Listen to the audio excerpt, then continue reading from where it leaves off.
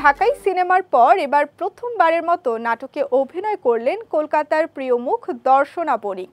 রাফাত মজুমদার রিংকু পরিচালিত ইতিবৃত্ত শিরোনামের নাটকটিতে তিনি জুটি বেঁধেছেন জনপ্রিয় অভিনেতা ইয়াশ রোহানের সঙ্গে।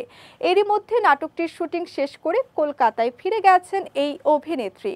আর কলকাতা থেকে মুঠোফোনে দেশের একটি সংবাদ মাধ্যমকে দর্শনা বণিক জানান, তার দেশ ভারতে বাংলাদেশি নাটকের প্রচুর ফ্যান রয়েছে, তার মধ্যে তিনিও একজন।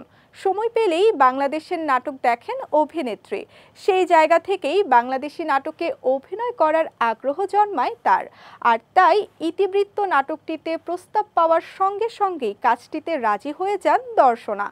এমনকি সুযোগ থাকলে সামনেও বাংলাদেশি নাটকে কাজ করবেন বলে ইচ্ছা প্রকাশ করেছেন এই টালি অভিনেত্রী। প্রথমবার বাংলাদেশি নাটকে কাজের অভিজ্ঞতা প্রসঙ্গে নায়িকা বলেন, বাংলাদেশে এ পর্যন্ত যে কয়েকটা সিনেমাতেই কাজ করেছি, আমার অভিজ্ঞতা খুবই চমৎকার।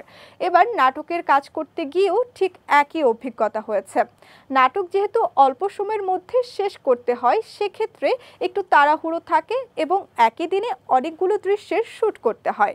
তবে আমার ক্ষেত্রে এত বেশি চাপ ছিল না, কারণ এই নাটকটি 4 দিনে শ্যুট করা হয়েছে। পুরোটা সময়ই বেশ উপভোগ করেছি টিমের সবাই। ঈদের দ্বিতীয় দিন এসবিই নামের একটি ইউটিউব চ্যানেলে মুক্তি পাবে নাটকটি।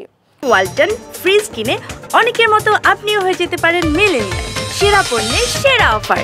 এর আগে বাংলাদেশের শাকিব খানের বিপরীতে অন্তরাত্মা, জিয়াউল রোশনের বিপরীতে অপারেশন সুন্দরবন সিনেমায় অভিনয় করেছেন ওপার বাংলার দর্শনা বণিক।